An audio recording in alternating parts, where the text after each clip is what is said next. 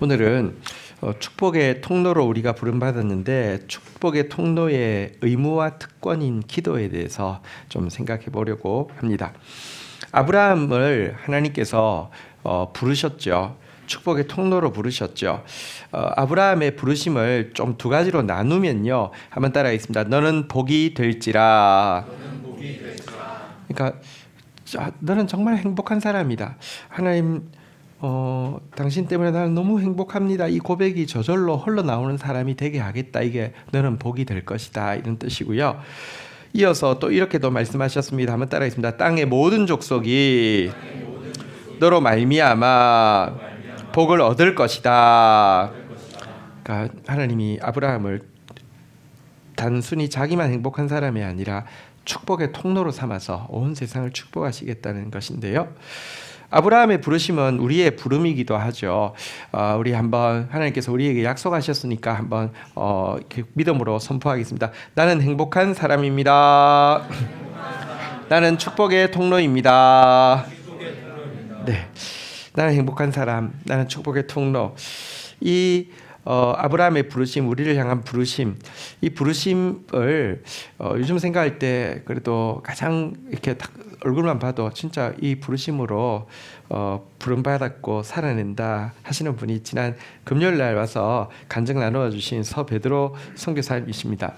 사실 지금 현실로 보면 행복할 일이 전혀 없어 보이는 욥의 고난 한가운데 있는데도요, 정말 행복하다는 고백이 저희 카톡에 자주 정말 계속 오고요. 또 그만큼 자기 전부, 자기 전 재산, 자기 건강, 자기 가족 다 희생하면서 헌신했으면 이제 더 이상 안 해도 될 것 같은데 여전히 축복의 통로가 되기 위해서 정말 전부를 쏟아붓는 그리고 몸부림치는 그런 모습을 보게 됩니다. 문자 아침에 종종 문자가 오시는데요. 이런 내용입니다. 예수님 감사 새벽 3시에 눈이 떠져 십자가에 달리신 예수님이 오버랩되어 눈물샘이 터졌습니다. 오늘 북경 열방신학교 출신 제자 2명이 한국에 와서 박사과정 중에 22번째, 23번째로 목사 안수를 받는 날입니다. 계속 감사가 넘치는 일이 생깁니다. 이러면서 북경 열방신학교는 이제 한족 대상으로 한 신학교인데요. 거기서 공부 마치고 안수 받는데 더 배우고 싶어서 한국 와서 박사과정 하고 안수받는 분이, 그러니까 자기 학생들 중에서 23번째까지 목사 안수를 받았다고 감사하는 날도 있고요. 또 그 십자가 앞에서 너무 감사하기 때문에 죄스러워서 또 눈물을 흘릴 때도 많습니다. 오늘 아침에 온 문자입니다. 목사님, 이런 새벽에 너무 눈물이 나서 울다가 하나님께 회개하며 십자가의 주님이 원하시는 목사의 사명을 다시 한번 기억해 봅니다. 일제시대보다도 6.25보다도 더 암울한 이 시대에 저 포함한 목사들의 행태를 바라보며 눈물이 납니다. 이러면서 지금 사실 한국 교회의 상황, 이 땅의 상황을 생각하면서 또 막 눈물 흘리는 그런 문자들이 막 계속 나옵니다. 또 이렇게 어쨌거나 주님 때문에 눈물이 끊이지 않고요. 또 뿐만 아니라 영혼 구원을 위한 그 몸부림도, 축복의 통로의 사명을 감당하기 위한 몸부림도 계속됩니다. 문자 또 읽어드릴게요. 권 목사님, 어제 그 4시간 돌파 기도를 하면서 주님이 제일 기뻐하시는 영혼 구원에 초점을 맞추라 하십니다. 부족한 제가 스파크 1인자가 되어 보겠습니다. 잘 지도 편달 부탁드립니다 하면서 스파크를 소개해 드렸더니 이거 제대로 배우고 싶다고 좀 한 1대1로 좀 가르쳐 달라고 해서 지금 이제 일주일에 한 번씩 만나서 강의를 하고 있거든요. 그래서 강의가 시작되었는데 강의를 하고 제 생각에는 그렇잖아요.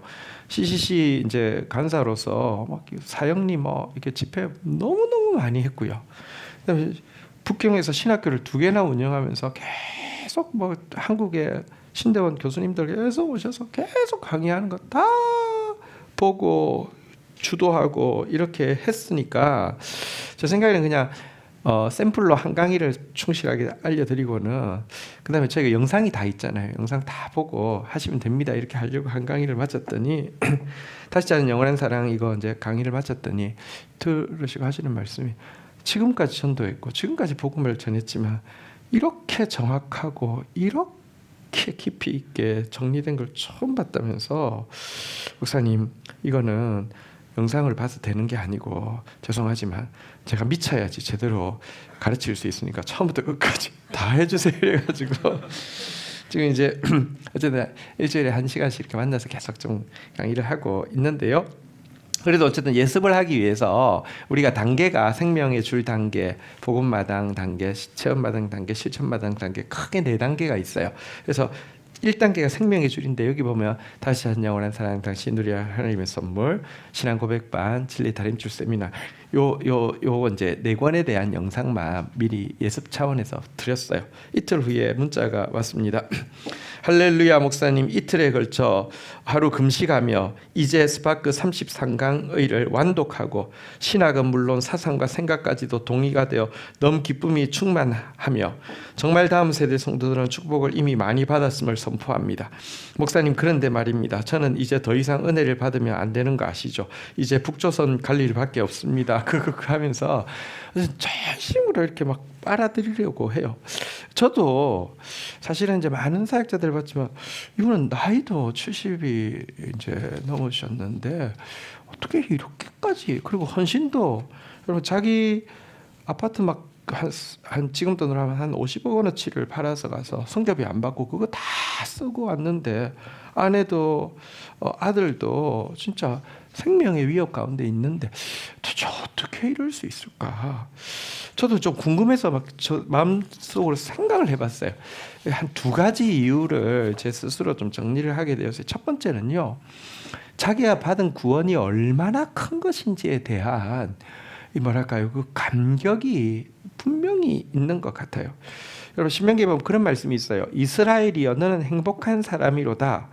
여호와의 구원을 너같이 얻은 백성이 누구냐 그랬는데요. 이스라엘 왜 행복하냐?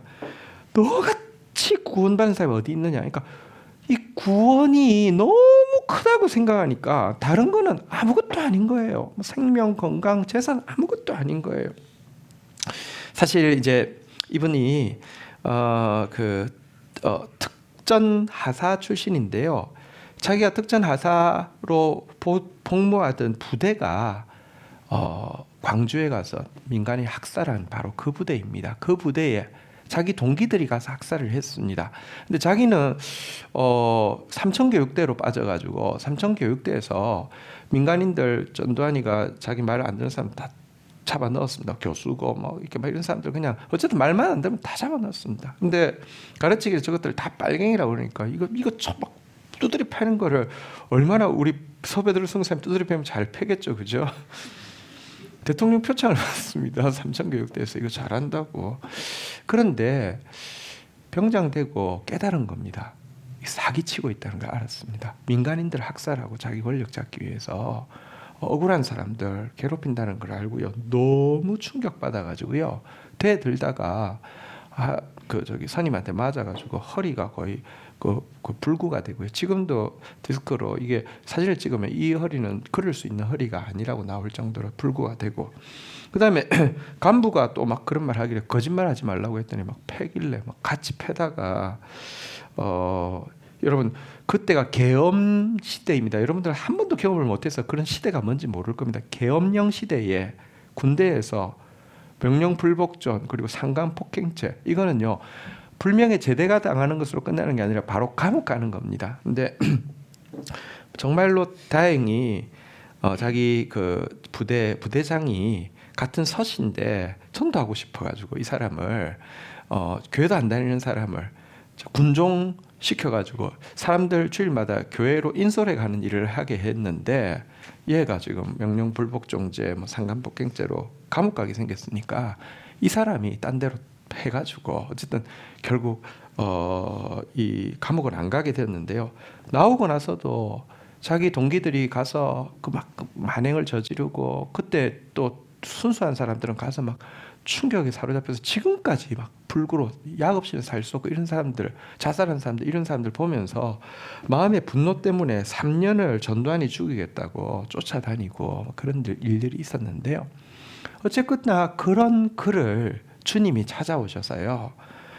사람 죽이는 일에 사람 두드려 패는 일 하고든 그를 주님이 찾아오신 거예요. 그래가지고 성령께서 기도할 때 이 허리가 지금도 흔적은 사진상으로는 흔적은 남아 있는데 그 이후로 한 번도 불편하지 않도록 너무 뜨거워서 뜨거웠는데 그 주위 사람들까지 뜨거웠나 봐요.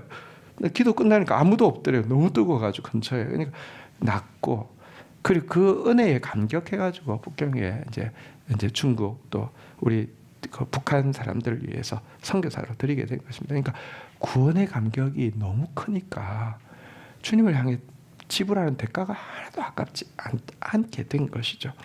또 한 가지는 그에게 먼저 그 나라와 그 일을 구하라 그리하면 이 모든 것을 너희에게 더하시리라 이 말씀대로 살았더니 진짜 모든 것을 더하시는 체험이 너무 그냥 너무 많아서 이렇게 말할 수 없을 정도의 체험이 있었기 때문에 저렇게까지 드릴 수 있구나, 저렇게까지 헌신할 수 있구나 그런 것을 느꼈습니다. 우리 금요일날 영상은 참석하신 분들은 복이고 영상으로라도 보신 분들은 복인데 이제 아무래도 북한 정보가 있다 보니까 바로 삭제를 했는데요. 뭐 신학교 2군데 운영하고 또 쉼터도 운영하고 하다 보니까 그리고 한국에서 뭐 특별히 뭐 선교비 받는 것도 없고 하니까 자기 가진 재산 다 쓰고는 감당이 안 되니까 딸 학교도 이제 고등학교 중퇴를 시키고 그랬는데도 또 감당이 안 되니까 결국 이제는 학교 운영하려고 하면 뺄 수 있는 돈이 자기 집 이제 그 보증금 그러니까 뭐 전세금밖에 없었던 것이죠. 전세 뭐 이렇게 보증금밖에 없었던 것이죠. 근데 이거 빼고 이제 방법은 이제 아파트에 사는데 아파트 지하가 있대요. 저는 잘 모르겠는데 어쨌든 근데 크기는 막 하수관 뭐 배수관 이게 다 통과하는 곳이고 막 정말 사람 살 곳이 아니라 냄새가 너무 지독하고 한 달에 한국 돈으로 4만 원 하면 한 가족이 살 수 있는 아파트가 지하 아파트가 있는데 거기 내려가서 보증금 이제 좀 뽑아서 학교를 얼마 더 운영할 수 있는 그 길밖에 없는데 아무리 그래도 자기 자녀들 데리고 거기 내려가는 게 너무 마음이 그래서 고민하다가 신장을 팔러 갔대요. 중국 병원에.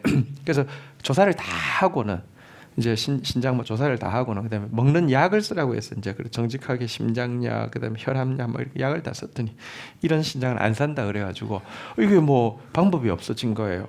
그래서 그냥 뭐 죽기로 결정했는데 뭐 지하가 문제냐고 하고 이제 이삿짐을 싸기 시작을 했는데요.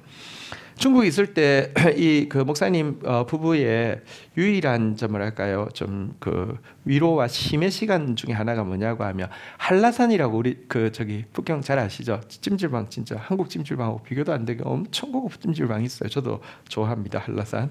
근데 한라산 사장께서 저기 조선족이고 크리스찬이신가 봐요. 그래서 선교사님한테 이렇게 정기적으로 이렇게 쿠폰을 보내주나 봐요. 그래서 이제 뭐 일주일에 한 번, 아니면 한 달에 한 번 이렇게 갈 수 있도록 쿠폰이 오나 봐요.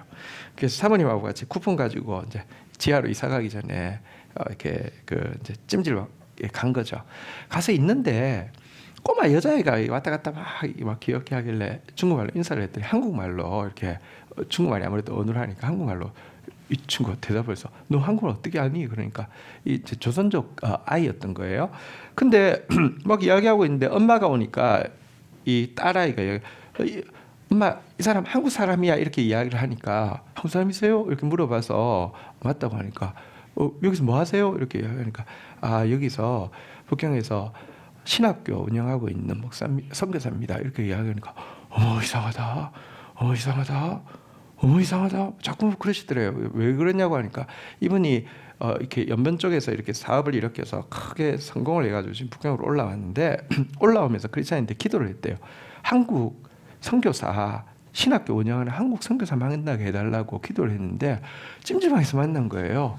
신기하다 그랬더니 전화번호 좀 주셔 그래가지고 전화번호를 드렸더니 한 며칠 만에 전화가 왔대요. 나 좀 아침 일찍 나 좀 찾아가도 돼요? 그래서 오시라고 그러니까 주소 알려달라고 해서 갔더니 들어와서 보더니 막 짐을 막 싸놨잖아요. 그래서 어디 이사 가냐고 하니까 뭐 지하에 이사 가기로 했더니 한국 사람 지하 가요? 뭐 이러더니 나 좀 따라오시오. 그래서 갔더니 자기 아파트가 여러 채 있는데 그중에 한 채를 보여주는데 방 3개짜리 아파트인데요.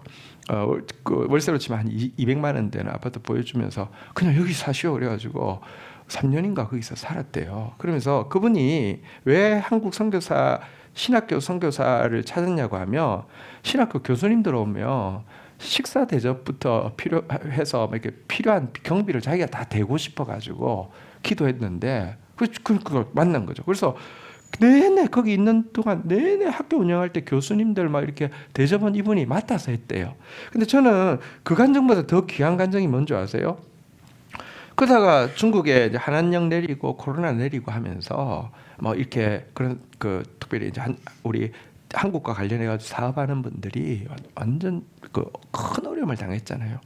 이분이 쫄딱 망했어요. 그래서 지금 한국에 와서 파출부 일을 하고 계신데요. 그런데 이분이 파출부 일하면서 매달 8만 원씩을 지금도 서베드로 선교사님께 성경금을 보낸대요. 이건 진짜예요. 이게 돈 있어서 하는 거는 할 수 있어요. 근데 어쨌든 여러분 이런 간증들이 막 넘치니까 먼저 그 나라 그 일을 구하라. 딱 하나님 뜻이면 그냥 지금도 뭐 전부를 드리는 게 아예 훈련이 되어 있는 거예요. 여러분, 근데 우리의 부르심도요. 다시 한번 따라하겠습니다. 나는 행복한 사람입니다. 나는 축복의 통로입니다. 우리 옆에 분들 한번 격려합시다. 우리 다 아브라함 자손 맞죠? 너는 행복한 사람입니다. 너는 축복의 통로입니다. 예, 아멘. 예. 물론 이런 사람이 되기 위해서는 아브라함도 또 서베드로 선교사님도 연단이 많이 필요하고 준비도 많이 필요하죠. 과정도 필요하죠. 아브라함도 생각해 보십시오. 익숙한 모든 것을 떠나서 오직 하나님 말씀만 따라가는 여정을 시작해야 했습니다. 그것도 너무 늦은 나이 같은 75세에 그 길을 시작해야 했습니다. 여러분 꼭 기억하십시오. 하나님께 순종하기에 너무 늦은 때는 없습니다. 지금이 제일 빠른 때입니다. 그리고 그 훈련이 무려 25년이 지나서야 이삭을 얻게 되잖아요. 그죠? 우리는 생각보다 하나님의 사람으로 사용받기에 준비가 훨씬 못 되어 있습니다.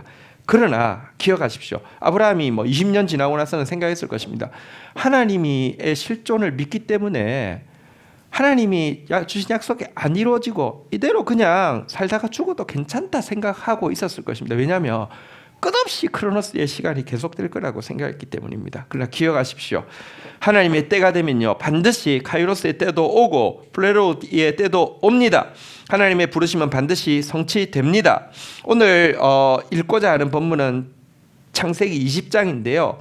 이때 내용은 뭐냐고 하면 이제 카이로스의 때가 와서 1년 후면 이삭이 태어난다는 약속의 말씀을 받게 되는 이 순간에 일어난 두 가지 에피소드를 보여주고 있는데요. 여러분 24년 동안 훈련받고 나더니 정말 축복의 통로에 걸맞는 사람으로 성숙한 아브라함의 모습도 한 가지 에피소드는 보여주고요. 또 한 가지 에피소드는 24년 동안이나 훈련받았지만 축복의 통로에 전혀 어울리지 않는 진짜 못난 모습도 동시에 보여주고 있습니다. 축복의 통로로 걸맞는 사람의 모습은 저희가 지금 샬롬 축복 전도 중이고 축복 사역 기간인데요. 정말 축복 사역을 잘하는 모습으로 보입니다.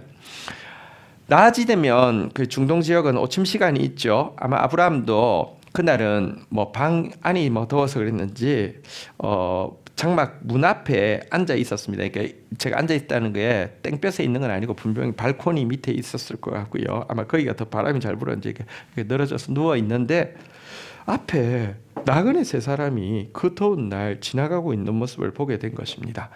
그러자 뛰어가서 영접을 하며 몸을 땅에 굽히고는 내 주여 내가 주께 은혜를 입어 싸우면 원하건대 종을 떠나 지나가지 마옵시고 물을 조금 가져오게 하자 당신들의 발을 씻기시고 나무 아래에서 쉬소서 하면서 겸손하게 자기 집에서 좀 쉬어달라고 간청을 합니다. 그리고는 음식 준비를 하는데요. 고운 가루 세스아, 그러니까 지금 단위로 이야기하면 밀가루 22리터를 가지고 반죽을 해서 떡을 만들고요. 기름지고 좋은 송아지를 잡아서 이렇게 음식을 준비합니다. 여러분 22리터로 밀가루 22리터로 반죽을 하면 떡을 얼마나 만들 수 있을까요? 이거 진짜 양이 어마무지한 양이 나옵니다. 그리고 소 한 마리 잡으면 몇 명이 먹을 수 있을까요?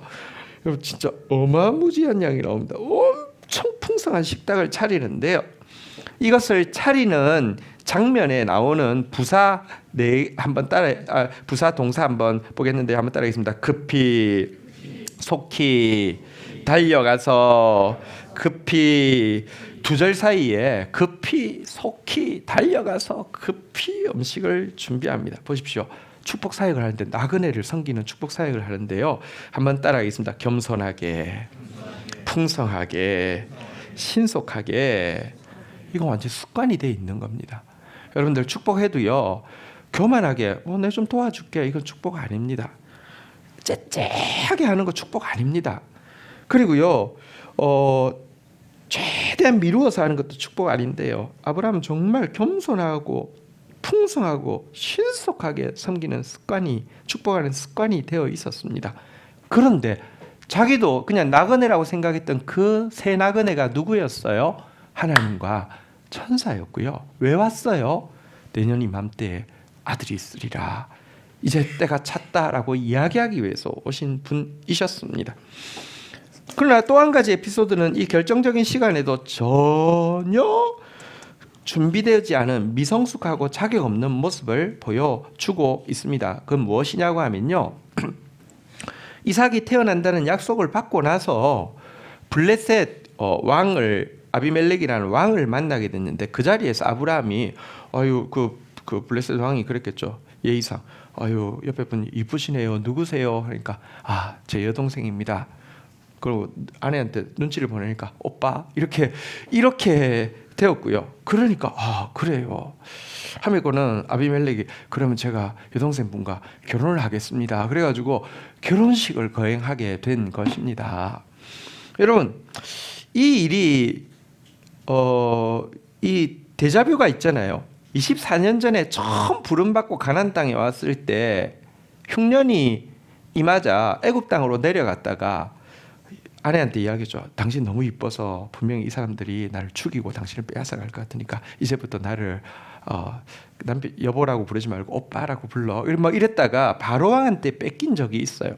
그때도 진짜 이게 무슨 그러냐 이렇게 생각이 되지만, 그래도 그때는 24년 훈련 받기 전이니까 그나마 용납하겠는데, 이거는 24년이나 훈련 받아서 이제 내년에는 여러분 아들이 태어난다고 했는데 이러면 어떻게 됩니까?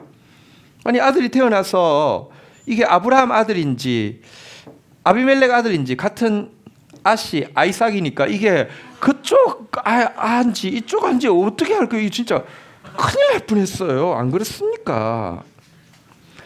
근데 여러분, 하나님께서 이날 아브라함에게 나타나지 않고 아비멜렉 꿈에 나타나셔서 막 야단을 칩니다. 너가 아내로 취한 그녀는 남편 있는 여자니 그를 돌려주지 않으면 죽임을 당할 것이라고 경고하시면서, 그리고 그녀의 순결을 증명하기 위해서 너의 집에 있는 모든 여인들의 태를 다 닫아 놓았다라고 말씀을 하셨습니다. 여러분, 이때 아비멜렉이 너무 하나님이 두렵지만 사실 진짜 억울해서 막 무서워 떨면서도 억울함을 하소연을 하죠. 하나님, 저 아직 이 여자를 가까이 하지도 않았습니다.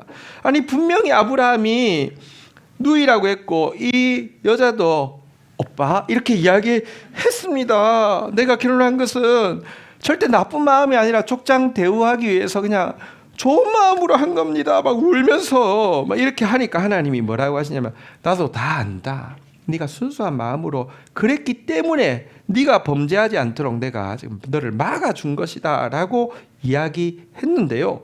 다 아심에도 불구하고 하나님이 어떤 명령을 아비멜렉에게 내리냐고 하면요, 창세기 20장 7절 한번 읽어볼까요? 같이 한번 읽겠습니다. 시작. 이제 그 사람의 아내를 돌려보내라. 그는 선지자라. 그가 너를 위하여 기도하리니 내가 살려니와 내가 돌려보내지 아니하면 너와 내게 속한 자가 다 반드시 죽을 줄 알지니라. 아브라함은 선지자인데 그가 너를 위해서 기도해 주어야지만 네가 산다라고 하면서 아브라함에게 아내를 돌려보내면서 기도를 부탁하라라고 명령하고 있습니다.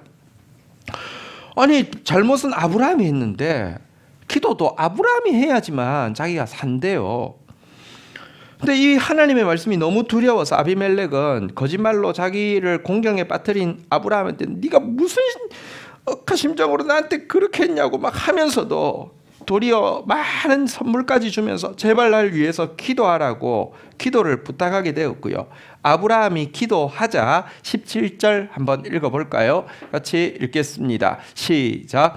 아브라함이 하나님께 기도하매 하나님이 아비멜렉과 그의 아내와 여종을 치료하사 출산하게 하셨더니, 실제 아브라함이 기도했더니 바로 재앙이 그치는 것을 아비멜렉도 경험하게 되었다. 이렇게 이야기하고 있는 사건이 오늘 나온 사건인데요.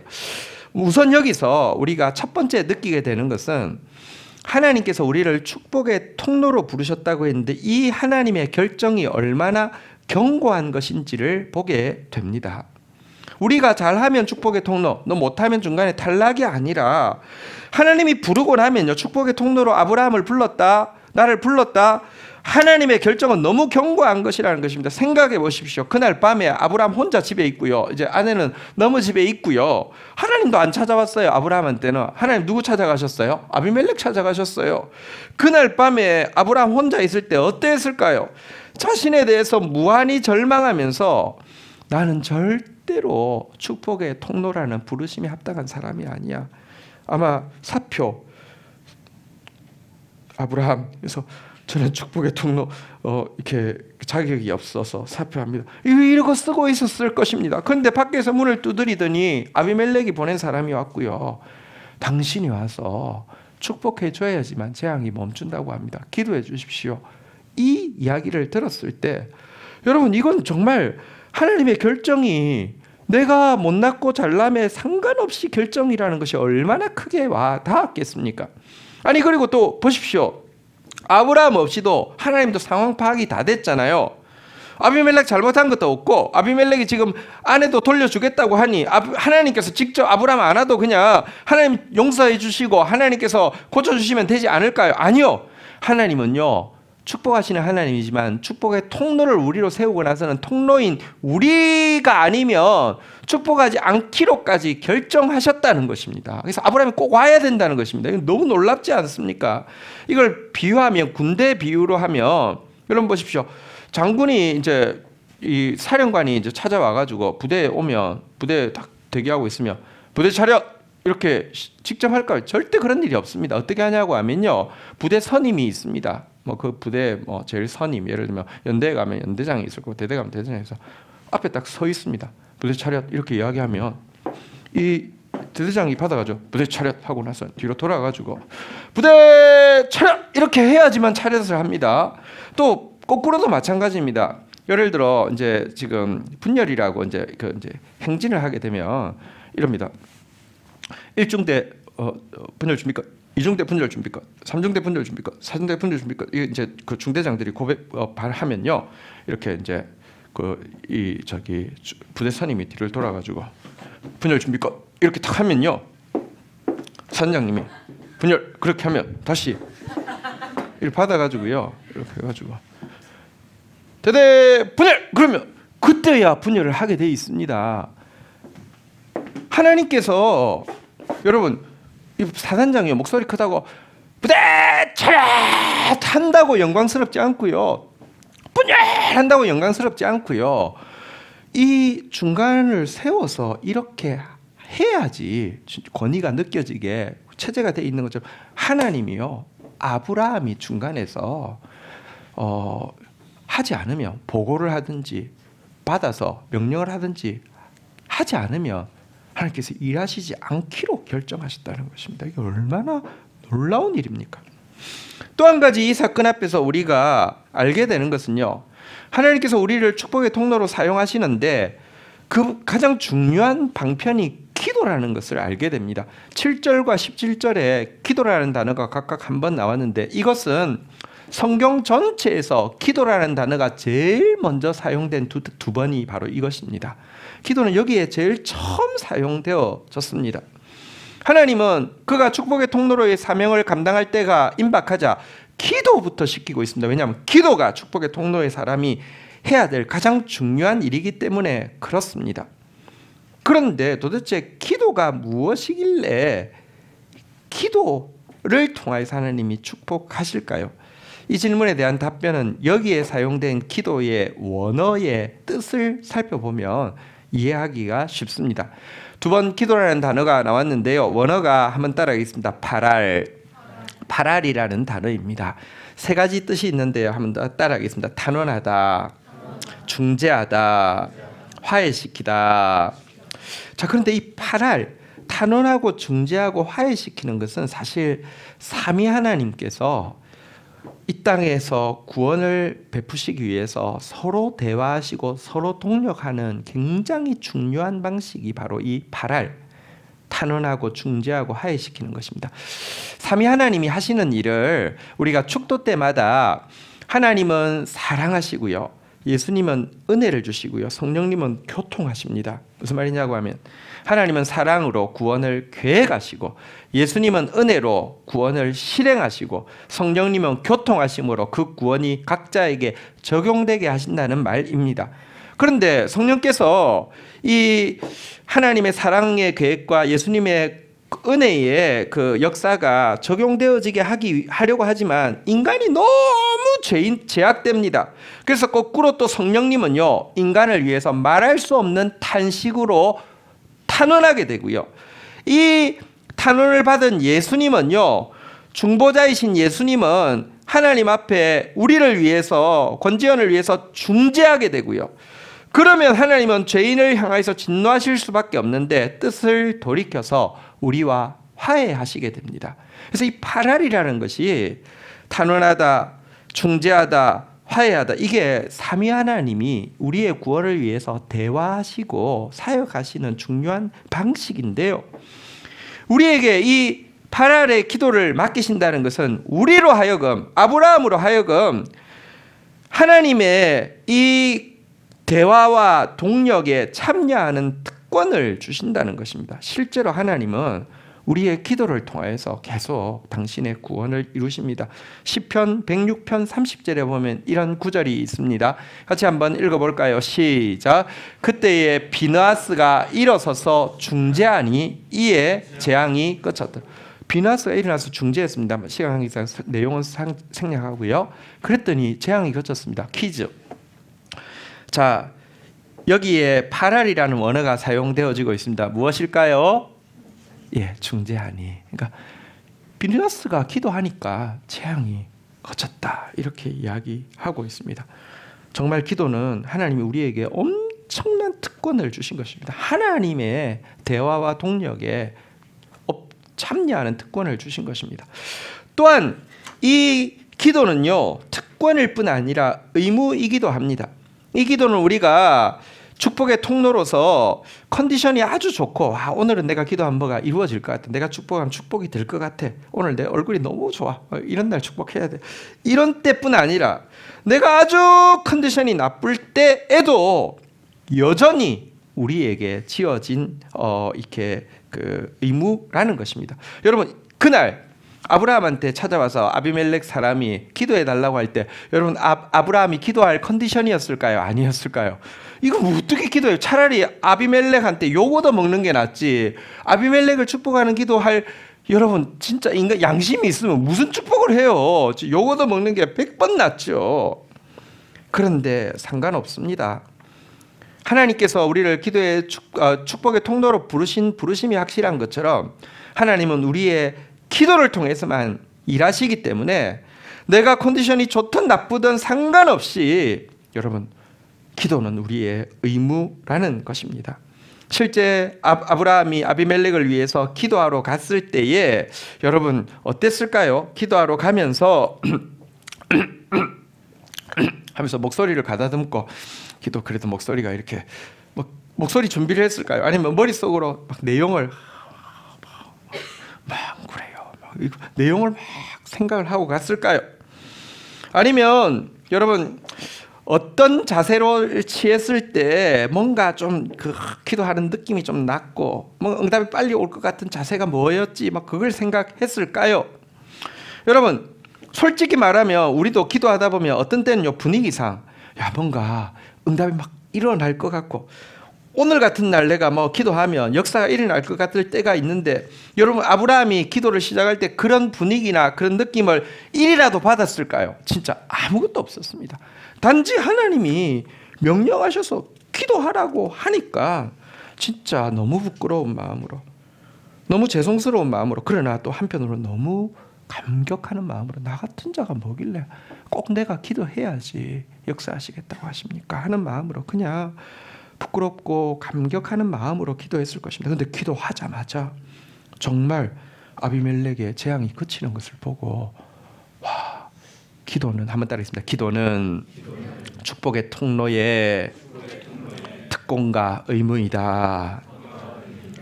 분명하게 붙잡게 되었을 것입니다.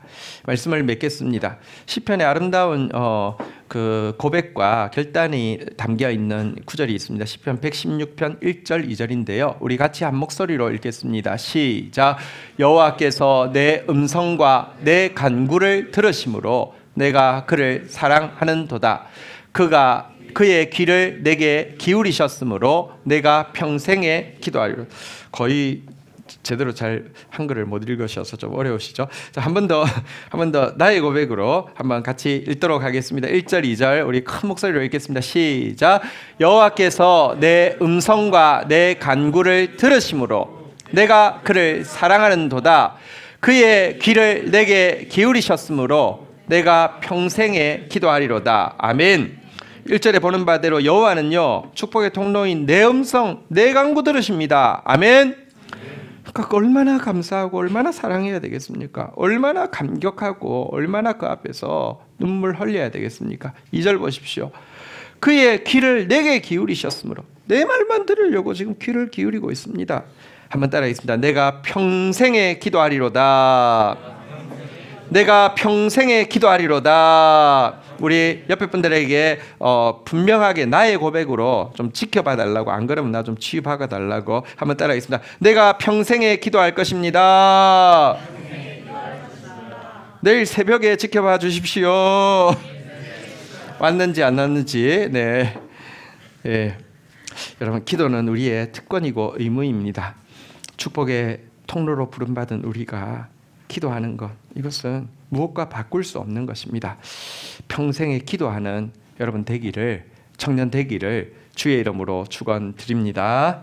자리에서 일어서시겠습니다. 함께 찬송하며 나가겠습니다.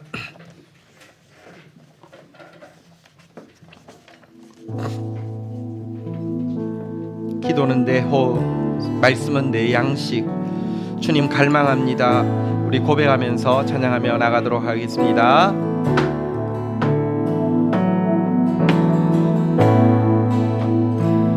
기도는 내 호흡,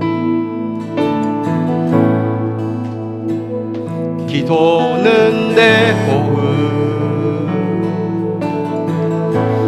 내 안에 성령 살아 계셔.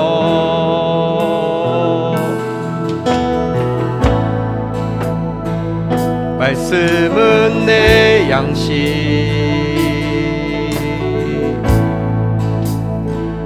말씀은 내 양식. 생명의 말씀 나누시네.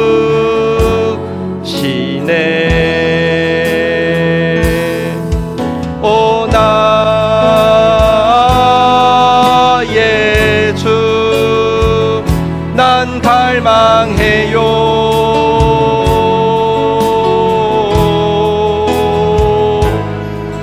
오 주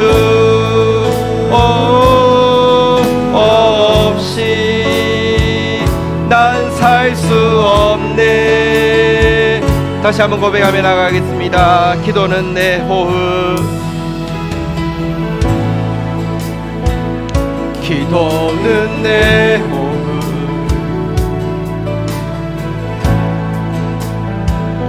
기도는 내 호흡, 내 안에 성령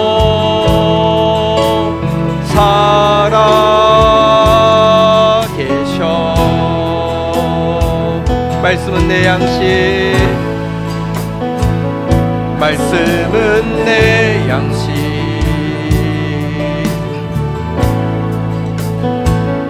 말씀은 내 양식, 생명의 말씀 나누시네. 오 나의 주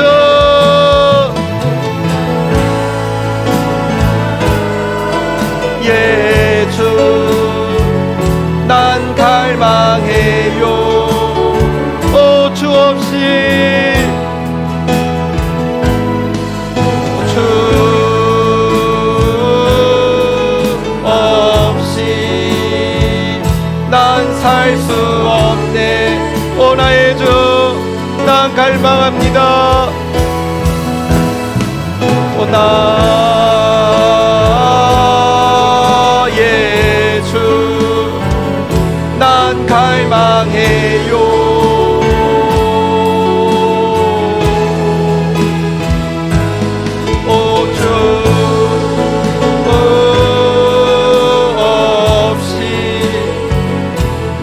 살 수 없네.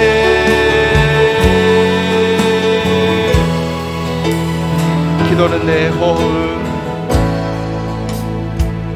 기도는 내 호흡,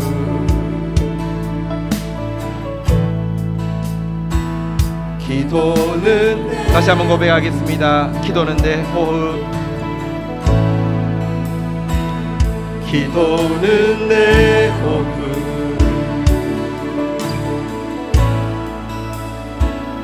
기도는 내 호흡. 자리에 앉으시겠습니다. 이 시간 우리 같이 한번 간절히 기도하며 나가십시다. 하나님, 우리를 축복의 통로로 세우셨습니다. 복음 구원 때문에 우리는 정말 나는 행복한 사람입니다라는 고백으로 살아야만 하는 사람이고요, 축복의 통로로서 살아야만 하는 사람들입니다. 축복사역 기간입니다. 정말 우리 다 함께 겸손하게, 풍성하게, 신속하게 축복의 통로로 잘 사용되어지게 해달라고 간구하고요, 특별히 하나님께서 축복의 통로인 우리에게 맡겨주신 가장 큰 축복의 방편은 기도입니다. 내가 평생 기도하겠습니다. 하나님 앞에서 이 특권, 이 의무 가지고 기도하며 나가겠습니다. 하나님, 12통 물붓기 기간을 허락하여 주셔서 감사합니다. 기도는 내 호흡입니다. 말씀은 내 생명입니다. 주님을 갈망하는 시간, 주님 없이는 살 수 없다고 고백하며 주님 앞에 나오는 시간 되어지게 하여 주시며, 또 이 시간에 우리가 품고 기도하는 영혼들마다 회복의 역사, 구원의 역사가 일어나게 하여 주시옵소서. 우리 다 함께 주의 이름 3번 고백하며 간절히 기도하며 나가도록 하겠습니다. 하나님, 감사합니다. 저희들에게 정말 축복의 통로라는 엄청난 부르심을 주셨습니다. 또 우리가 받은 이 큰 구원을 생각할 때 우리야말로 행복한 사람이 틀림없습니다. 하나님, 다시 한번 우리의 감격을 회복시켜 주시고 눈물을 회복시켜 주시고 날마다 십자가 사랑 앞에서 우는 자로 회복시켜 주시기를 간절히 간구하고 소원합니다. 또한 우리가 축복하고 구원해야 될 영혼들 위하여서 하나님 앞에 기도의 특권과 의무를 맡겨주셨음을 깨닫게 되었습니다. 내가 평생에 기도하리이다. 기도를 신원제를 범하는 자들 되지 않도록 은혜를 베풀어 주시옵소서. 12통 물붓기 6통을 우리 사랑하는 성도들 온 힘을 다해서 붓게 해주신 것을 인하여서 감사합니다. 남은 6통 물도 마치 물도온 하인들이 6통 물 아구까지 채워서 순종함과 같이 순종하는 가운데 각자에게 성령의 기름 부으심이 충만하게 임하게 하여 주시옵소서. 선한 말씀이 다 응하였더라는 하나님의 약속이 실제가 되게 하여 주시옵소서. 예수 그리스도의 이름으로 기도 올립니다. 아멘.